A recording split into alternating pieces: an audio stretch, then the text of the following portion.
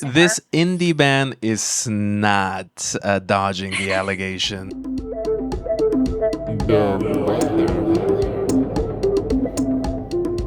I guess that was my I think after I would also do improv. I did comedy sports when I was in You high sip school, and we saps would up? always just zip zap zap. Yeah, that's a very standard. That's a like, golden standard improv warm up. But I guess I'm thinking afterwards we would go when I was in high school. Like, I also am from California, so like frozen yogurt was all the craze. So we'd go get frozen yogurt after all of our improv shows and everything. It was a place called Swirls, which is no longer around, but I would go there a lot.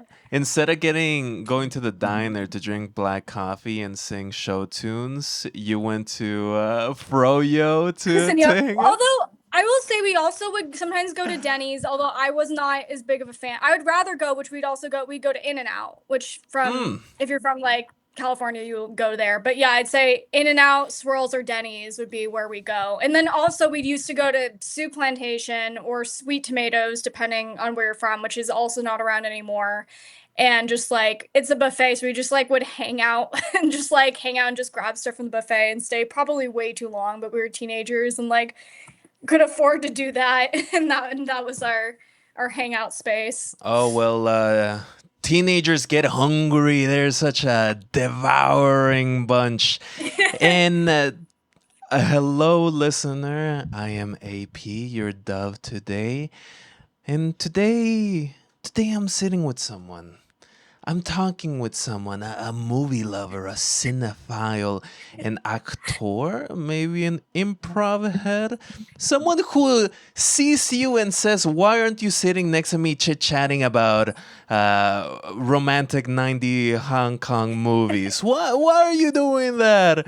And then asking you to come to an event because today I am sitting with Halle, who is the creator and the facilitator and the number one person in the Chicago Movie Club. You maybe have seen her TikToks asking you to come through and watch a movie to discuss. And Haley, welcome to Dovewhether. Thank you for having me. I am so excited to sit down and chat with you.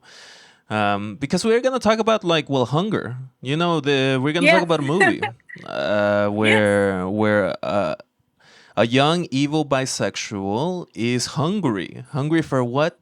Men. Today we're gonna talk about Jenifer's Body, 2009's cult classic, written by Diablo Cody and directed by Kieran Kusama. And of course, it has the two protagonists of life, Megan Fox and Amanda Seyfried, as the leads. What's your history with this movie? Oh, well, I first saw it maybe around 4 years ago. And I just really loved it because I've heard of it before. Like everyone, I feel like I don't know. I was on Tumblr as a teenager, Got and to. I saw that there's definitely like that was one of the rounds. Is just like a lot of the Megan Fox photos from the film. But yeah, when I watched it for the first time, I was like, this is one of the best movies ever. It was so good, and then like I just found it so funny and just such an amazing script. And yeah, and it was just like it's also so 2009 in a really fun way. I think the way it aged is just like it's such a capsule of that era, but the humor still holds up really well. Yeah, so for Chicago Movie Club, I was thinking over October, I was like, okay, what are some horror, like, Halloween adjacent horror films that could be good? I'm generally trying to look for films that either center women in their storylines or are created by women. I'm like, okay, Got this to. is perfect. I have to do Jenifer's Body. It was one of the like first movies that came to mind when I was deciding to do the club. Well, But we yeah. we are pro women at Dovewhether. Not to brag, but this feminist podcast is feminist. And the thing is, it's a wonderful movie. It really is. Like at the time, 2009, everybody and their stepfather hated it, but also like secretly Yeah. owned the DVD of it. Yeah, no, it's definitely because it's a considered a cult classic because like the release. Well, there's a lot of debate about the release. I mean, a lot of the cast and crew talked about the marketing that the studio wanted was not congruent with what the film really was. They really Not at want to market all. it to, yeah, no, and they really want to market it to teen boys, and that it's not really the ideal audience. And also, like, they were just really interested in really playing up the sexuality of Megan Fox, which is kind of meta because that's what the film to some degree is about, is the over sexualization of her. But yeah, that was something that was like not congruent with like what it was. And then also, and some of the cast had talked about that maybe when it came out, people just were not ready for it. It was really ahead of its time, and the humor and the way it had these like women in the script, in the way the plot progressed in that way. I just feel like it's aged very well because it was something that was maybe people weren't ready for it then, but they're definitely ready for it now. I think it's definitely there's a Jenifer renaissance. People were not ready for a an evil bisexual in 2009. Bisexuals were only barely like, coming out. They weren't ready for like version 3.0. Yeah, and especially the complexity of the plot and these characters and the relationship between the women, I think particularly. And that's why like that can only really come through with Diablo Cody and Kieran, like Kusama, like being the head creatives in this. Diablo Cody Mhm. coming directly from like Juno, a Mhm. another movie that's like about women and the complexities about being a woman, and only about in the year 2000 did women like really come out as a as a as a as a part of the mainstream. Before then, it was all men, and I really like that. Like Diablo Cody exists as this very interesting writer, and who is very much a champion of women, and also Kieran Kusama, who's not like someone I could recognize by name, admittedly. Minus 1 point for my feminism. I looking at the work that she's done, specifically the movies. I have seen a lot of her movies. I have seen Eon Flux. I've seen Jennifer's Body. I've seen The Invitation. The Invitation is one of those movies that like now people are saying you need to watch this. And like she has been working. She has been working as a director steadily since the 2000s, which is great.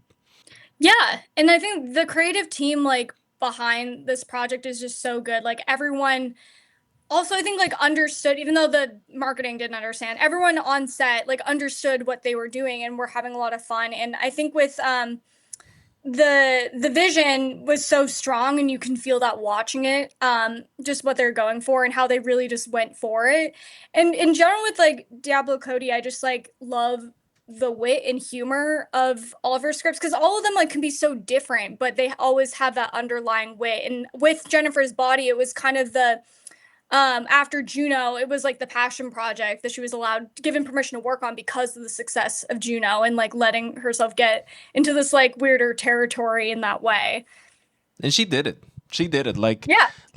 Diablo Cody's like script here is so dense with information, and it's so Yeah. like referential throughout the movie that like for an open ear and an open eye, you get to see these. Like she finds ways of talking about the music industry. She has Hmm. ways of talking about the national trauma of 9/11 and the war that came after. She talks about like the experience of being best friends with a girl and maybe that girl hating you. And being secretly in love with it. Like the complexity of the girl, like girl, I think we talked a bit. You said like "girl so confusing" the movie, and I think that's very true. The complexities of their friendship, of female friendship, of maybe like there being romantic feelings underneath. I think there definitely are. I feel like a lot of watchers of this film feel that way too. But the complexity of their friendship is the core of the film, and that is really like that. It really is like adds a lot of heart and a lot of interesting dynamics to it. Yeah, like you being on Tumblr way back when you saw the gif of like Megan Fox pushing Amanda Seyfried into the door in the beginning, which is just which is so evocative of like their whole relationship. Is it playful? Yeah. Is it violent? Yeah, and it's like funny, like when we were like just rewatching it, just like it's just such a funny moment, but it's also like there's such a I'm like, oh, underneath there's this tension of like resentment or anger controlling. Like there's something dark underneath their friendship, and it like it's you see that when she pushes her, but it's also this is why like the script and the direction is so great because it's also just really funny and this film manages to have this heart while also being hilarious throughout the entirety of it. And I always love scripts like that. I find it such a hard balance to pull off, and they really do. Oh yeah. Oh yeah. I and there's a lot to talk about here. I mentioned a couple. The humor in here really comes through Amanda Seyfried's character, Needy. Like Yeah. she does so much work. She does some yeoman's work being able to be the heart of this movie and the Hmm. narrator and also like the subject of it and also kind of maybe the Like the she's also the psychosexual. detective. Yeah, Yeah. yeah. Like she's figuring it all out on her own. Yeah, no, and yeah, and then the core relationship with Jennifer, yeah, the psychosexual like dynamic they have with each other. I think about like in this movie, like so much of it starts and ends with ambiguity or maybe even a sense of duality, right? And like you could look deep into like the themes here, like both being bisexual, being like alive and dead, being friends and Mhm. being enemies, being both a victim and a perpetrator. Like there's a large sense of Mhm. duality here, and like I only through like Diablo Cody's like writing does that come through, and of course Kusama's directing. And one of the things that I do want to like start here is actually just talking about Jenifer, the Jenifer of Jenifer's body. Mhm.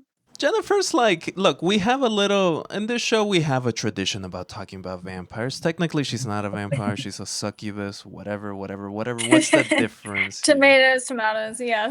More like tomato and tomato, like Yeah. honestly.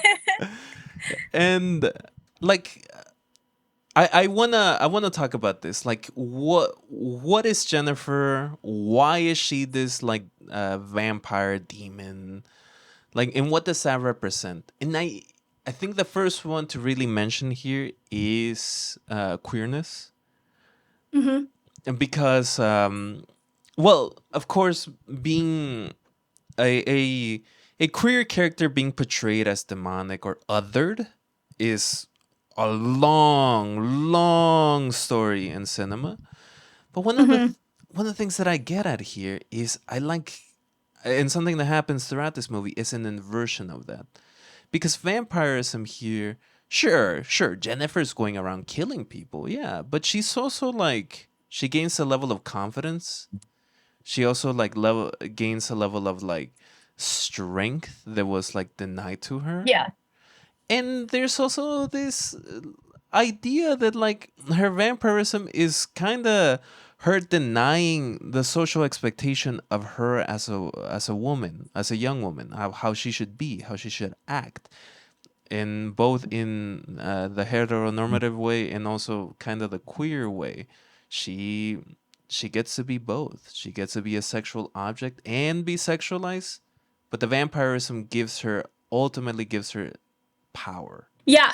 Yeah, no, and it's an interesting dichotomy with her because with Jennifer, I mean, there is like the event of them sacrificing her and her becoming a victim of these men in that way. But also so it's kind of interesting because then through this she's rebirthed as someone who has now the ability to victimize men versus even before that happened with the boy band.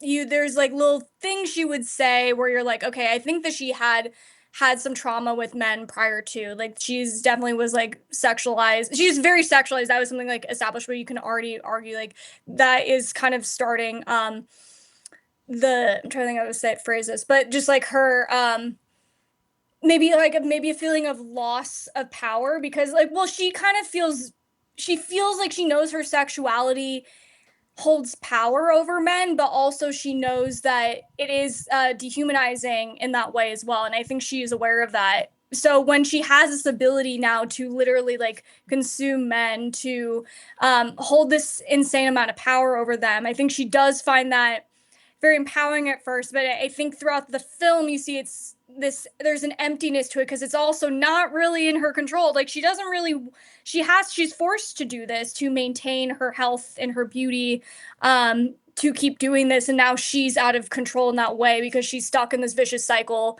of having to keep eating boys. So it's like yeah, she you can see that conflict with her within her growing throughout all of it. Megan Fox does it great. Like, of course, like newsflash, Megan Fox is a beautiful woman. Mm-hmm. This is both known to anybody with eyes and also every person reviewing and talking about this movie. Yeah. And it's metatextual as well as textual.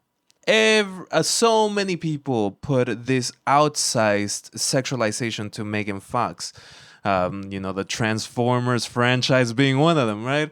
And fuck it, even me as a teenager did this, and that's honestly that's a little shitty, right? Like that's a position that a lot of women are put into and are only given that space.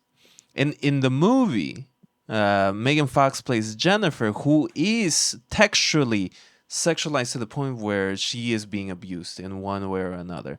Definitely by Chris Pratt, which was a jump scare. Yeah, yeah, I know. Yeah, when I had friends watching it for the first time, they're like, Chris Pratt, like it takes them back. It is kind of jarring. Like this was so long ago, and also like they're like Adam Brody. It's just like all these people that are so big now.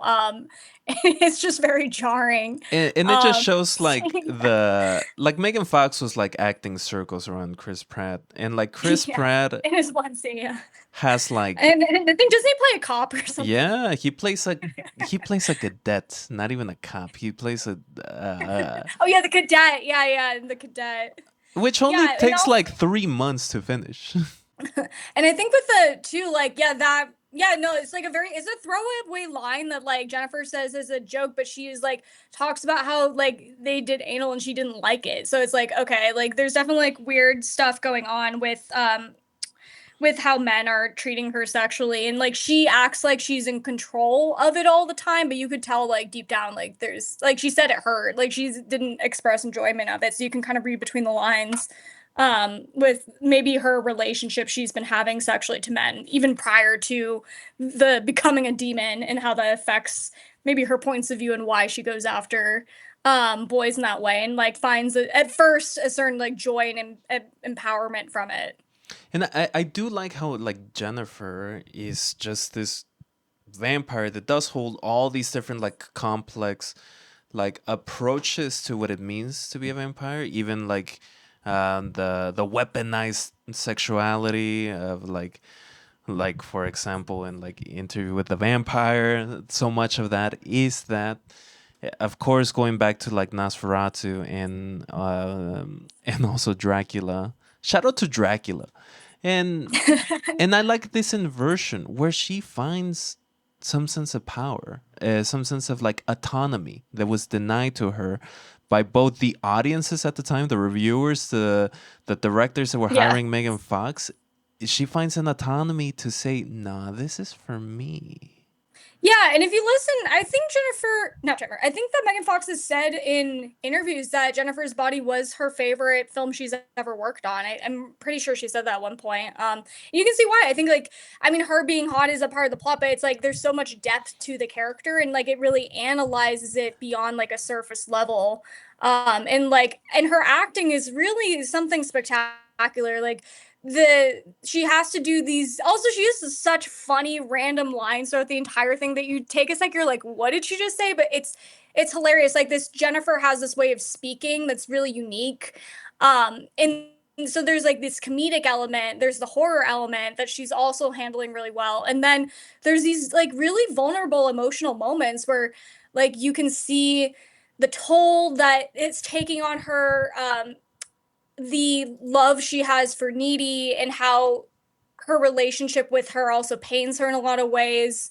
Um, her hopelessness and emptiness after being a victim of this, and also like the scene itself, like when she is a sacrifice, the fear, like it's a really stellar performance for her, and I wish that she was given more roles like this where she could just show off her range more because she has that is like such a range, like to do all of this in one film is really outstanding. And I think horror is often not, I think maybe it's changing more recently, but like horror is so hard to do as an actor, and I think that there's more recognition for it now, but it's always been kind of historically brushed off for like it's not serious performance worthy, but it definitely is.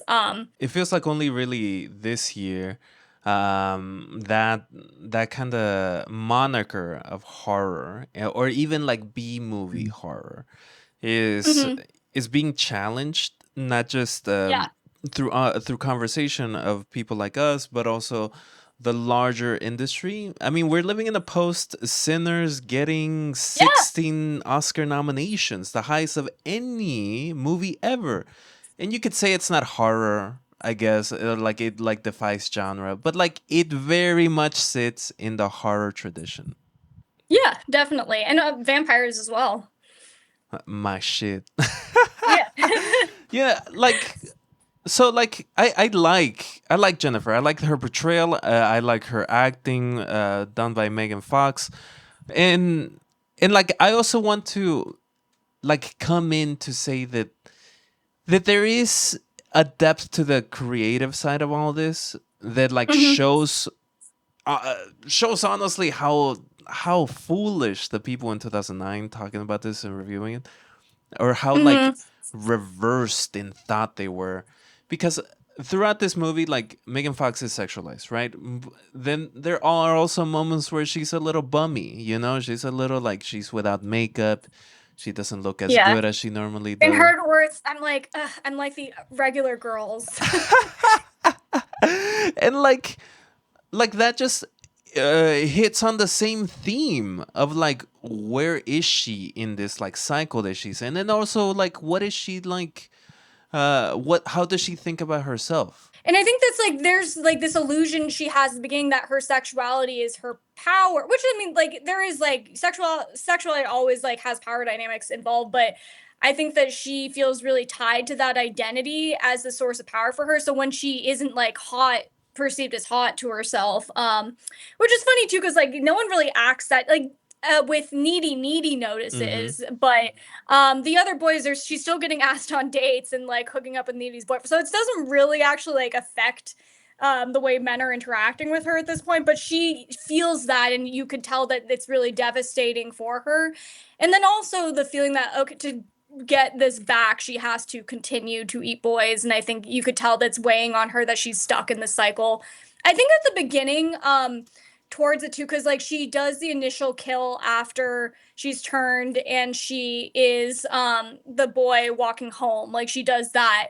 And I think something that's like a very subtle devastating line that he's looked over is so when she first starts going through the withdrawals of needing more blood, she makes a line, like a throwaway line to Needy where she's like, I think it must be more wearing off or something, or like I think she you can see her have a realization that I think she thought that she would just be a one and done thing, that and then she realizes she's actually stuck in this vicious cycle of having to continue to do it, and I think she finds ways to justify it to herself, by like, oh, I'm not killing, I'm just killing boys, you know. And I think with you can tell Jenifer's had trauma with men and is like she makes, you know, throwaway comments too that shows a lot of her intelligence as well, where she's like PMS isn't real, it's just by it's created by the boy run media.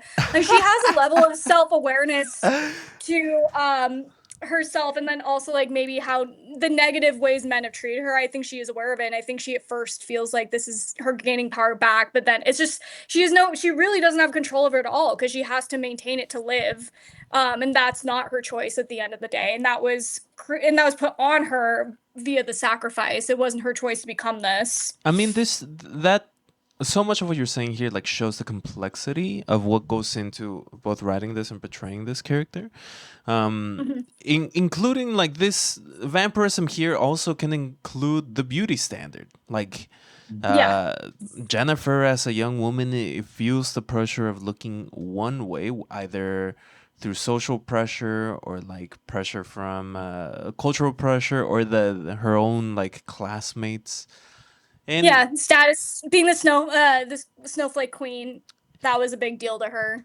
like because these are like young women, teenagers, like they're like that is truly like would be meaningful to them, right? It's not exactly that they care about uh the music industry and like its pressures on like people, right? Like it's about being the like queen of the snowflake queen of the ball or whatever. And I like that I mean I like that. I really do. I like the use and reuse of this vampirism motif, to show the complexity of well this time in life. And one of them is, Yeah. and the most important one to this conversation, is being gay, being Yeah. bisexual. I was gonna say too. Also, a lot of her attractiveness is a lot of it's tied to Needy as well, and that is a big part of Needy's the one who notices when she's like losing her powers, but also like even before she turned, you can tell that Jenifer. So Needy at the beginning is like so transfixed by Jenifer, like she's staring at her.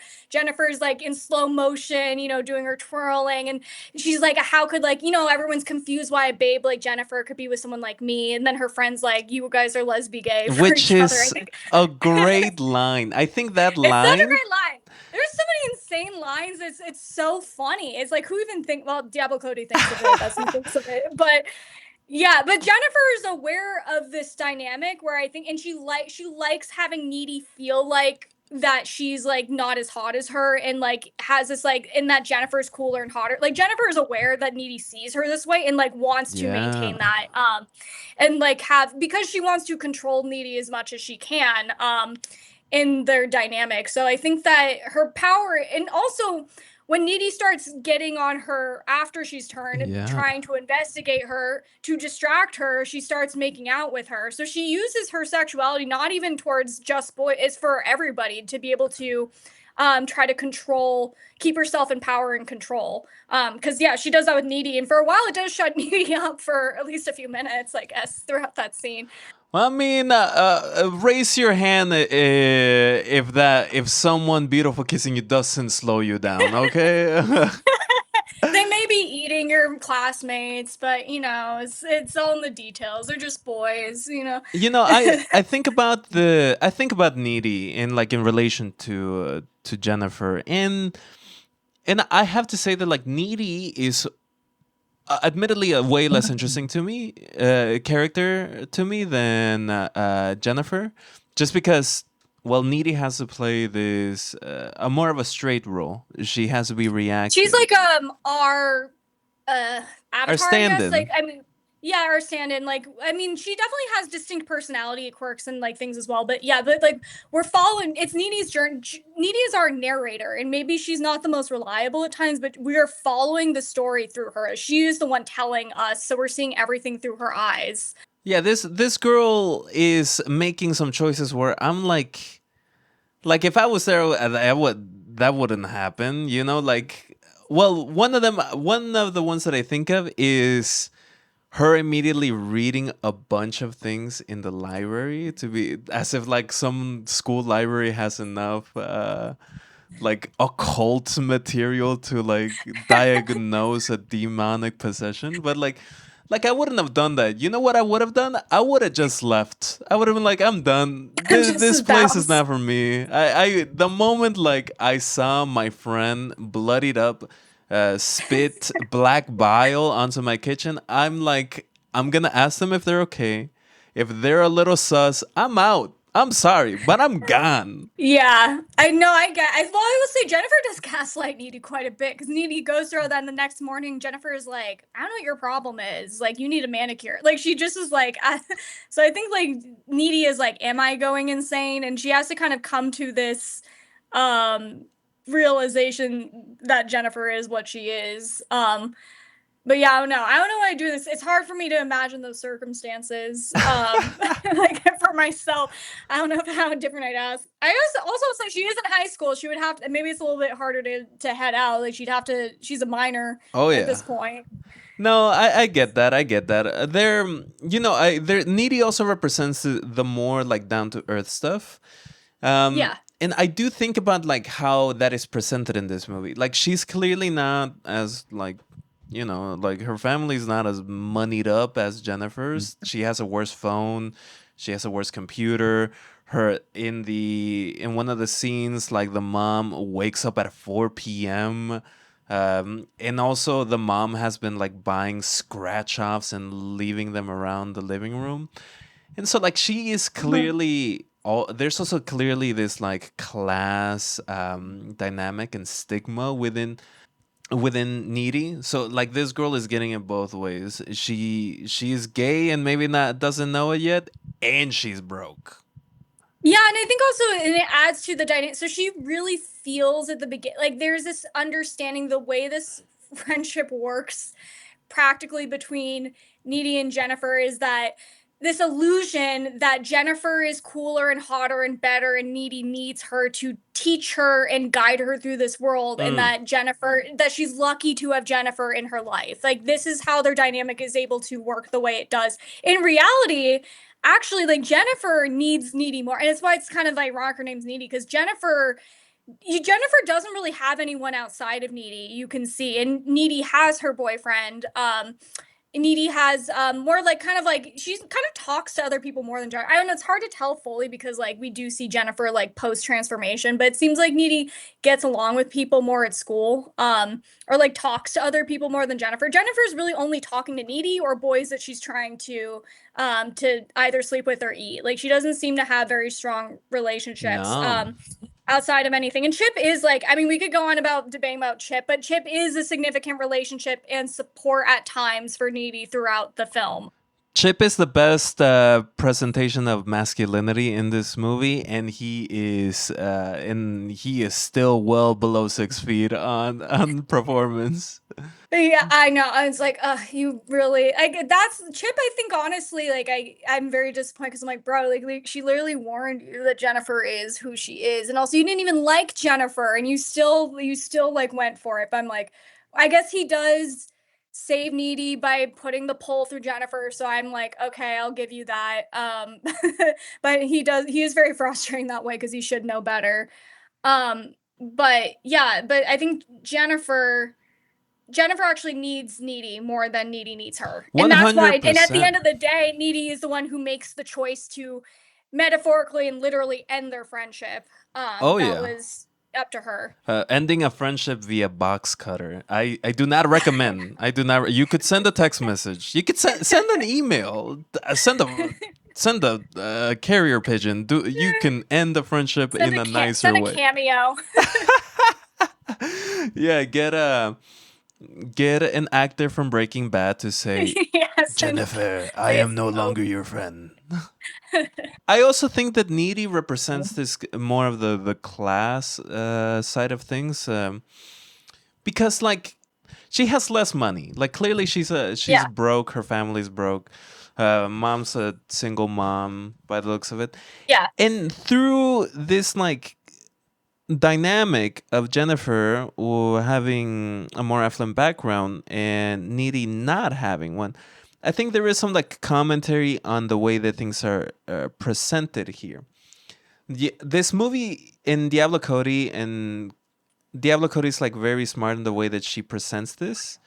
Hmm. There are multiple references to 9/11, Yeah. Are you thinking about the 9/11 shooters which that they get? was only like 7 years, 8 years after, which is like very Yeah. interesting to me. In 2026, we could say that 9/11 is a punchline for many people, but at the time, honestly, it feels so transgressive. That was a darker joke at the time. I mean, now it's still I guess always gonna be a dark joke, but that was fresher I think to do that. Oh, and then also like when it comes to like economics and like, well, Jenifer gets those shooters for free because she is like flirting with the bartender. So she provides that for them using her sexuality. to get them drinks, even though they're Yeah. underage, and it's probably like I don't know, they're don't have that much money, or at least I don't know about Jennifer, but like Needy probably wouldn't like go get herself a drink there, but Jennifer provides that in that way. And there's also like there's a scene where the emo kid Colin gets eaten by Mhm. Jennifer. Where does this happen? It happens in a subdivision that is under construction, but this is of course in 2009, which would have been past the Yeah, '08 crisis and the housing crisis. Like, of course, is Diablo Cody like making reference to that? Maybe, or maybe not. I don't know. But what I do know is that it's undeniable that this rich character or character with more money in this small town effectively uses a empty housing subdivision as a hunting ground. yeah, and I think too with like the energy of the town, it's like okay, 2009, it's like there's a feeling of deep dread and almost becoming numb and the teenagers are becoming numb and apathetic Oh and yeah. also in filled with dread because of the I mean in the plots because all their classmates are getting killed, but like I think it's also maybe more reflective of that feeling that was happening with teenagers at the time and still is happening now because I mean I think then it was like not post 9/11 and then the housing crisis. Now I think it's like school shootings, like the constant violence that's happening around teenagers specifically and then not even teenagers specifically, just violence that we're seeing in general. So I think that it's like creating this sense of dread and anxiety but also like a numbness to for everyone, which I think is getting portrayed throughout the classmates and how they are. And then Jennifer particularly because Jennifer's make cracking jokes about it the whole time because she's like she's especially numb because she's now a demon, but I think also she's trying to um She's distance also herself from the horror. secure from it, like Yeah. in her At that like point she feels on top of the world because she's freshly had a meal. and also in the like in the economic sense she is secure from like the difficulties of the '08 crisis. And Mm-hmm. like you talk about these teenagers becoming numb, that is textual. At a certain point they just Needy talks about it being just oh another murder whatever. Yeah, and exactly. and Yeah. up to that point like the movie references Operation Enduring Freedom, which was the war in Afghanistan, and PTSD Mm-hmm. itself. And I find that interesting how like in the late 2000s, um, of course teenagers then and like everybody there was becoming more and more and more numb because they were getting less and less and less of the support that their tax dollars are supposed to give in the social net is being ripped apart in front of them, even if they're not like even if they could like squeak by still. And that to me is very interesting sitting in 2026, where we live in a time where, by some numbers, in January 2026, there was something like 600,000 layoffs or like 100,000 layoffs, whichever Mm-hmm. one. There's a lot of layoffs happening. There's a lot of economic stress being put on practically everyone in the 80 bottom percent of the economic ladder. And that to me is incredibly interesting. Like in retrospect, the what they were dealing with felt both honestly it feels antiquated because you did mention like school shootings, which Mm-hmm. is the ramp up that we in 2026 have Yeah, been dealing I with. think at the time they weren't, no, that was a bit before the school shootings were really becoming a thing. But I think they were like, it's like there is still violence. I think within the American psyche, there's always a sense of violence, especially during that time. But their violence was through seeing, like the war, and just like having that experience of knowing that we were inflicting violence onto other countries. So that's something that was getting normalized. I think then it's shifts. And I think it's like if this was made today, like, oh, this is allegory for school shooting. But I think that was already in the dread with the economy being bad. There's just a lot of dread in the air and like but I think, yeah, it's like the way they act is kind of how a lot of American high schoolers now would react to the school shootings because that is something they are becoming numb to because it's just so common. It happens so often that we are like desensitized to it as well. It's becoming a part of normal life. Like in the school, they start having normal their normal life is just like every now and then one of their classmates gets like murdered in like in a really brutal way in the woods randomly with no understanding of why that happened, and nothing gets fixed. And then the second half of the 2020s, like we started this decade with COVID, and like Mm-hmm. of course school shootings like ramped up also, and now we're also dealing with like federal occupation of different cities, and we are seeing Mm-hmm. all of that stuff in 4K. So like I think about, yeah, what this movie was in conversation with all of that happening over there, and it felt odd. It would feel odd to see a horror movie and then be like, oh, well, just what do you mean people just stopped caring about the people dying around them? Because at the time, this dark comedy would have been like, yeah, exactly, a dark comedy. Now Mm-hmm. that's just the background. That's just every day. And that is Yeah. that was one of the things that hit me really hard seeing this movie. Yeah, again, ahead of keeping consistently like with the film ahead of its time, and that is it's like it's reflecting the teenage experience then and then still now. I think, or just that we're like on this. I guess in the grand scheme of things, like it's a difference of a little less than 20 years, and the history in history is like it is kind of a blip in some ways. So maybe yeah, there's some a consistent theme that maybe was starting around that and is continuing and escalating now, but it was always there, the seeds of it. And I think that I don't know if they were predicting that things would be where they are now, but I think there was this maybe understanding of like the flaws within the United States and how it fails its citizens, but particularly like young people was the focus here. And I think that's just still been happening I and think it escalating. also shows the like backsliding of like the national conversation where like it's no longer, can an audience go into like this weirdly marketed horror movie and understand what's going on when Operation Enduring Freedom is mentioned, where things Mm-hmm. like 9/11 are mentioned, where like all this stuff is mentioned. Like now it feels like there is less space in popular media to have that. And of course, that's through a lot of different things, like including the right wing consolidation of media as an industry. Mm-hmm. I think about a very recent Chris Pratt movie, who at the time of the movie was a rising star, and now we're living in probably his post star days, honestly, where Yeah, definitely. a movie that he was in released earlier this year called Mercy, who which is an anti AI quote unquote movie released on Amazon. I'll be honest, I don't know anything about this movie, so you're gonna have to fill me in. I think Um, that's on purpose, honestly, because like who does know? Only a weirdo like me would know about this movie that sucks and uses Rebecca Ferguson in a criminal way.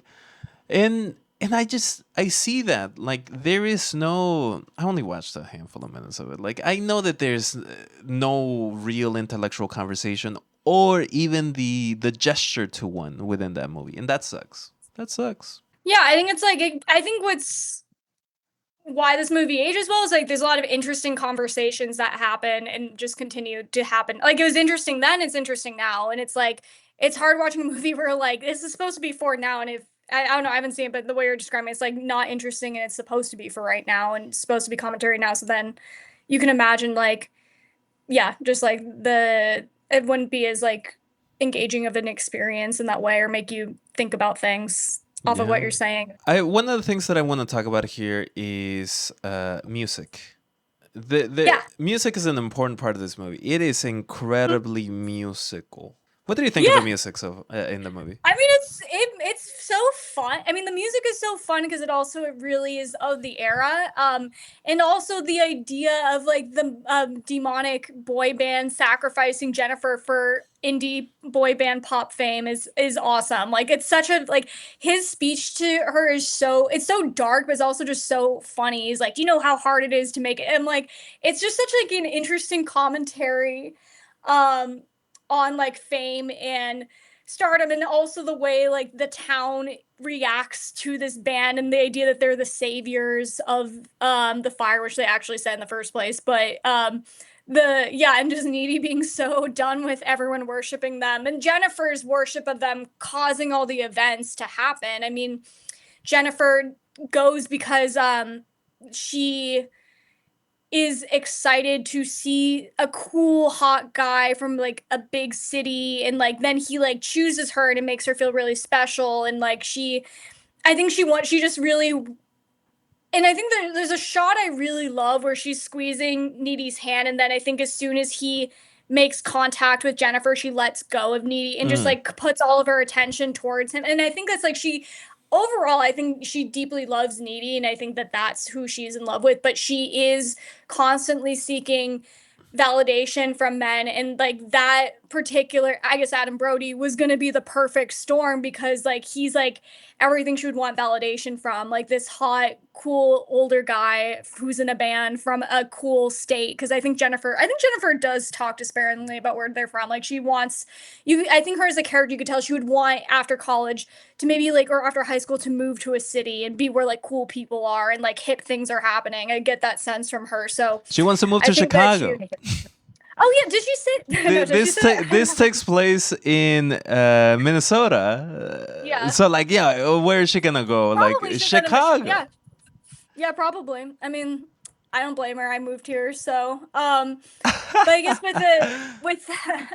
with her fixation on him, he manipulates her, and then also it's kind of a mixture of things, because Needy is like, do not go with him, but she wants to go with him because she like is fixed, like, you know, transfixed by him because of this, you know, coolness and power and perceived status. But also, while this is going on, the place burns down. Jenifer is also in this vulnerable state of shock because this is and then he uses that to take advantage of both her fixation on him and then also the shock of being in this like life or death situation to take her away from Needy, and then basically start off the rest of the plot by sacrificing this her. indie band is not dodging the allegations. This indie band is a Warped Tour like ass band. Like this is this indie band, like they need to get dragged into the woods and you need to walk out. You know, like these people are bad. But like it makes me happy that Needy like eventually like, you know, goes after them in the end, because like I love that as the epilogue, because they are the true I will say they are the true villains of this story. Like Low Shoulder as the band is the true villain. Jenifer has a complex role where she's also obviously a villain, but she's also a victim of them. And this would not happen if they didn't choose to sacrifice her. So they are the true villains of this film. 100%. Like the reason why that they're villains is because they want like fame, they want success. Yeah. Which is like so funny. It's like it's a Faustian bargain, I guess, to be I don't know, in the the Billboard top 100. I don't know. I and would also never.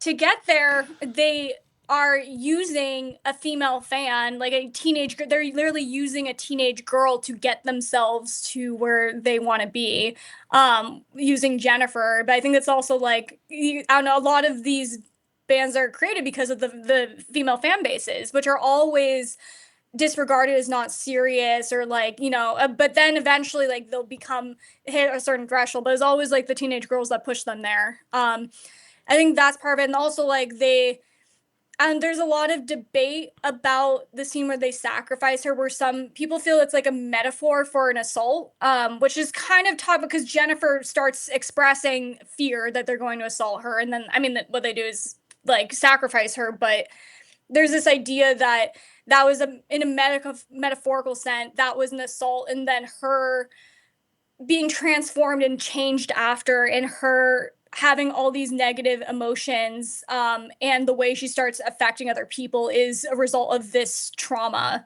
In that way, it's like a way some people will interpret the movie. I think it works on so many different levels on the way you can interpret that scene. I do like that like there was no actual like sexual assault on screen. Yeah. Yeah, that's why, like, that's something too with when with female characters, you see that happen a lot, like to create some sort of depth or some sort of drama, or like, I don't know, it almost becomes trauma porn. You see these women like get abused on screen, and there's a lot of debate about that being gratuitous, but I think what makes this film work so well is you get the emotional impact without actually having to see her go through that. You get the emotional impact, and that's why I think the writing is so good. Is it is able to get that plot across and do that aspect without having to like literally assault her and have us have to actually see it. But it still like affects the characters emotionally going forward. 100%. Like I also like how this movie is shading the music industry. It's like, how can you be a successful band in the 2000s? You literally have to make a pact with the devil. Yeah, exactly. And also it's fun, also the fake activism aspect that they talk about too is pretty funny, that they're like doing this for, I mean, they can't let the fire win, and we're doing this for you guys, even though they're just profiting off of the tragedy. Um Pretty blatantly. The "we can't let the fire win" is directly aping like "we can't let the terrorists win." Like Yeah, yeah. truly. Yeah, and how people profited off of the tragedy for their own gains. Like evil, like I mean the biggest one is invading like invading Iraq because of it. Would be like the biggest thing. But also there like a lot of people used 9/11 as a way to maliciously profit off of people's anxieties and fears in just a lot of ways. So I think, yeah, that could work as a metaphorical way. I guess she does order the 9/11 shooters at the fire, so I guess it could work that way. And although the movie's not getting at it, like it is very much a commentary on like masculinity and capitalistic forces at that time. Because like Hmm. now, if you're trying to like become famous as an artist, yeah, you're there's only Satan. Like truly, there is no other like force that can like elevate you to the point where you can have enough food to be able to rent, to eat food, and to like have your necessities, because things have just reduced so much that everything is either a scam or another middleman trying to take money from people making music. Things have gone really hostile. I do think that there's something, I guess, this was with Little Shoulder, that was before like the bedroom pop boom, where people were like making their, now we have a lot of artists that have been able to not rely on a label so much, which I think is cool. And there's definitely, I've noticed like more freedom depending on the route you go. At the time, that was not an option. This was like prior to all that.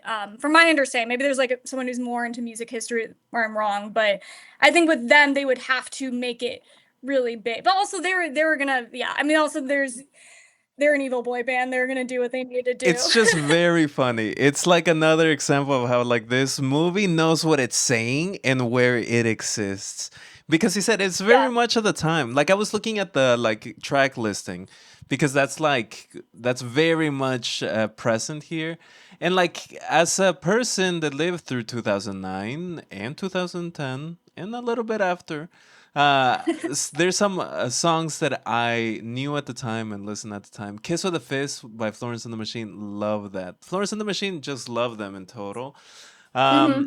Panic at the Disco's in here, Hayley Williams, Hmm. Dashboard Confessionals, which was a throwback hearing that. And All Time Low, like, and Lissy Turrell, which covered "Ready for Hot Chips, Ready for the Floor," which is both a band and a song that I really like. It's just so fun seeing like this creative team understand that they're living in the moment and they captured it. Yeah.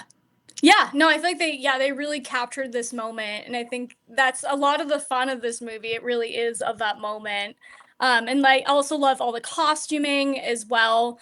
Like it feels like they dress the characters so well for the character, and then also just for the time period. It just is really distinct and feels really of its time. There are some things I want to note about this movie. It's incredibly white. There Yeah. is one character who is a caricature of a of a South Asian kid who, how did he land here? Oh, it would be impossible for like a South Asian person to live in Minnesota. Like that would be impossible, right? But that character only arrived there because they're a foreign exchange student, which is, I'm just like, come on, why? There were, by the time that this movie came out, there was already a large number of Hmong people that were settled there, and also like Somali people that were like living there, and of course the good old Mexicano was living there, and it's just Mhm. seeing that like 2009 2000s level of like um just like passive racism. I'm just like, oh, but it's also like, Yeah. it's nice that it's not active racism like hitting me like everything else in 2026. I would say, oh well, yeah, that's true. Also, like a lot of the films in the 2010 range, or there's some crazy things going. Yeah, I know what you're saying. It's like it often it's good rewatching wasn't like actively racist, but there are things like, oh, you weren't really thinking about the way you were portraying this. Yeah, no, his character and the way he was portrayed and everything. And in fact, the Because I first murder is the South Asian character, Yeah, Ahmed. it's true. Yeah, not beating the allegations of like killing the people of color first. Yeah, Wild. yeah, it's true. That's true. Yeah. No, and yeah, because I think there's only two characters. There's him and then her friend. I think but she doesn't really speak them. I mean, she has the iconic line. She's like, "You guys are lesbian gay," but I don't think she really talks that much after that. Maybe she has like a line here or there, but definitely not like a fully developed character. Like, there's no like fully developed character that isn't white in this film. This character really like represents the kind of misplaced homophobia of the time that is objectively led by like white people of the time. Like it is a little weird to have this Asian character like be that like puppet. And these minor things? Sure. Are there things that are incredibly blatant in 2026? 1,000,000%. Mm-hmm. Yeah, no, I understand. I guess like with the creative team, because Karen Kusama isn't white. I guess also part of me is like I don't really know what was on behind the scenes, like with the casting or the decisions there. During this time, I just think people are not having those conversations or really thinking that critically about casting in the way they do now. Um, Well, I mean, even yeah, now, casting isn't thought about. Like, there's not even a like a fart's whiff of a concept of a equality in casting in the modern movie industry. But that's due to like capitalistic forces, like like living with this concept that you know mass audiences equals white audiences. But like, ugh, whatever. yeah, There's like a handful of other things that I would like to mention. I don't know if you have any like critiques of the movie, but like I would say that this movie is, there are chunks of this movie where I am just not interested in what's happening. I just, really. I there don't feel that way, but there are moments where I'm just kind of like, I just don't care. Like, why are you like honestly, any scene with Chip, I'm just like, I just don't care about this. Is it almost any scene with J.K. Simmons? Also, I'm just like this character is honestly not adding too much to even the like perpetual background abuse that these characters are living in.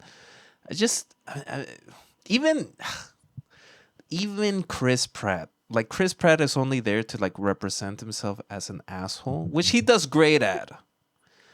But like there are moments in this and scenes in this where I'm just kind of like, I don't, I nah. guess with Chip, I kind of like with him, like I don't know. Part of me is like, how much do they want you to care about? Well, they want you to care about him, and kind of don't. It's like I think more Chip is like his role is at the end of the day, it's really him being there is really about Needy and Jenifer because Jenifer going after Chip was the ultimate betrayal between like at this point Needy was tolerating quite a lot. Needy was tolerating her literally killing her other classmates. And I think she understood that's not completely in Jenifer's control. Like she knew that she was like, and at this point, I think this was a deleted scene actually, but I think Needy attempts to try to like be like, Jenifer, maybe we can like find a way to reverse this. We can find a way to fix it so you don't have to keep doing that. Like I don't know,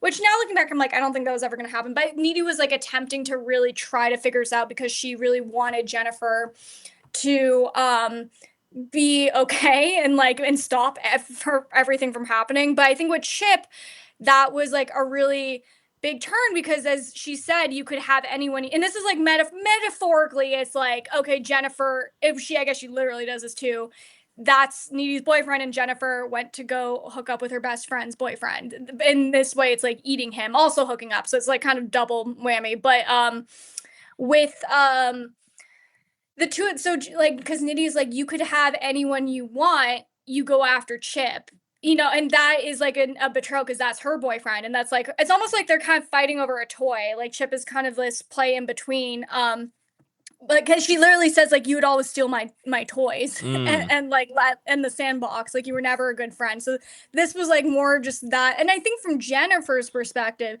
she goes after Chip because she is threatened by Chip's being with Needy, because she wants Needy all to herself. And that's not even the first time she does it, because with what's his name, like the poetry emo boy, Colin, yes. So with Jenifer, so Needy has a crush on Colin, and Jenifer, and so Colin tries to ask out Jenifer. Jenifer is like, whatever, like she doesn't care. And then as soon as Needy's like, oh, well, he's a nice guy, he is cool. Like Jenifer immediately clocks on, she is like, oh, you like him.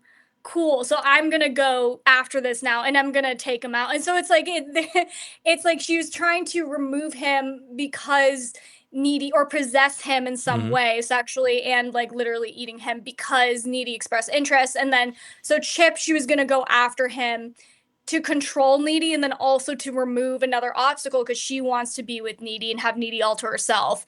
From Needy's perspective, which I mean, yes, Jenifer is being a bitch. I don't know if she's seeing that it's because Jenifer wants Needy to herself, but also in some way it doesn't even matter because like it is like there's a selfishness to us, even though it comes from intention that Jenifer wants Needy to her. There, it's like that's not her place, and that is Chip is someone that Needy cares very deeply about. That's not her place to go ahead and like meddle with that, as much as it comes from a place of just like being in love with her. Girl, so confusing. Yeah. Thank you. Yeah, no, exactly. Thank you for like bringing this. Like I haven't seen this movie since I was a teenager. I very much enjoyed watching it again. And with that, we're gonna head into Hopecast, which is when we talk about anything that's bringing us hope, and also anything that maybe just brings us a good time, a good vibe. So, Halle, what hope do you have? What's bringing some good vibes today? It's kind of fun. Well, we'll see how this goes, but I guess talking about Jenifer's Body, they're in talks to make a sequel to it with the same creative team. So that's cool. I don't know what it's going to be. But yeah, my understanding is like both Amanda and Megan are signed on, as well as Diablo Cody. And I don't know if Karen is as well. I think that it's like I think it is like the main creative team. So that could be cool. They don't know in the interviews, because I think it came up because like Amanda Seyfried was interviewing Adam Brody and was like, we're doing this. And Adam Brody's like, oh, I didn't get a call. And then she was like, oh, well, I want you in it. And he was like, how? Because I died. And then she's like, we'll figure it out. So I don't know. They don't know what the plot is, from my understanding. They don't know what it, but like I'm curious. That could be really cool. I don't know what it's gonna be. Like I'm hoping. I'm feel optimistic that's the same team a part of it. That's always a good sign. But if we could get really like a kick-ass sequel, then that would bring me hope. That would be fun. I would be appreciated a lot more than it was at the time, I think. Yeah. I will be there to watch it, and maybe a second time around the Dovewhether podcast. When that comes no. out. Oh my gosh, I'll come back for sure if that happens. Like I'll want to talk about it. I'm with you there. I want to live in a world where there are at least 12, maybe 20 movies like Jennifer's Body that comes out every year. And the only way that could happen is if creatives like Diablo Cody and Kusama have like the support that they need. As Yeah, I'll say. Speaking of that, have you seen Lisa Frankenstein? I have not. No, I have not been. I haven't gotten the chance.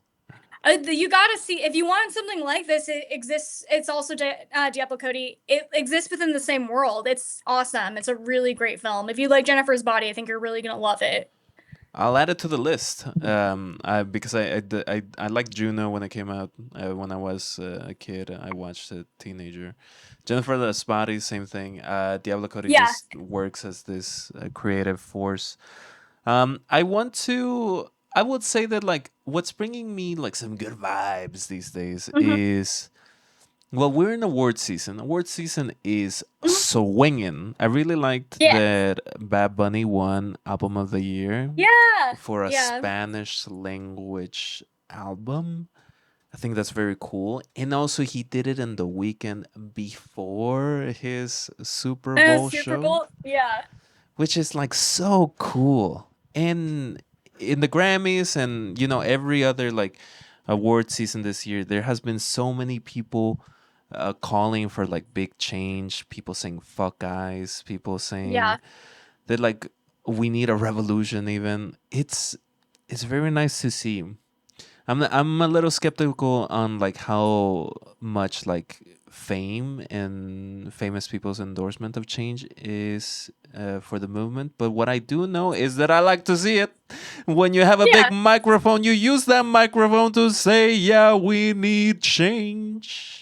I think, yeah, I know what you're saying. I think that as a society, I think we really overestimate what celebrities are capable of doing to like literally change things. I think we put a lot of pressure on them, but like saying that like they do have a such a bigger platform than the average person. So when they do take a moment when all eyeballs are on them to say something really important, especially something that like something like saying like ice out where they're gonna get like controversy or people being like anything that like it's speaking for a cause where there's inherent risk to it because I think well I guess people have backlash but everyone can talk about climate change which everyone agrees I'm not okay people don't agree but it's like you're not gonna get as much Our pushback president like from doesn't. the government that's true but you're not I don't think Trump's gonna like go after you as much about talking about climate change versus like something like an active policy like ice so I think there's like I think I appreciate when celebrities put themselves at risk in the like things like that like yeah so I guess like I put themselves on the line in some way I think is very aspirational because they do have a lot of eyeballs on them and that can be good and hard for them so Yeah. yeah just having the bravery to say that I'm very interested in what's going to happen in the biggest stage in a movie award season, which is the Oscars, which will be in a yeah couple of weeks. Like, I really am interested in what will happen there. I'll be watching it. And with that, Haley, thank you so much for being here. thank you for having me Yeah, and if you are interested in seeing more of this yapper, um, she holds the Chicago Movie Club. You can go to yeah chicagomovieclub.com to see more stuff. well It's okay sorry we actually have an Instagram I haven't done the full website yet we if you can check out our Instagram it's at Chicago Movie Club I also, if you follow us on Pi, we post a lot of our events there coming up. And Luma, we showed that we post the discussions there. But yeah, if you follow our Instagram, we'll have all of our stuff on there. both those things are linked below. You have no excuse, listener. You have no excuse to have a good time watching a movie and chit chatting about it. You like this? You could literally do it. Yeah. Well, thank you so much for being here. If you are interested in Dovewhether and being in the Dovewhether gang, you can continue to listen. Thank you for listening. You can follow us on Blue Sky, TikTok, Instagram, everywhere at Dovewhether. Let your mother know, let your father know that we will continue to be posting. So please give us 5 stars. Keep on listening and fuck guys. Yeah, fuck guys.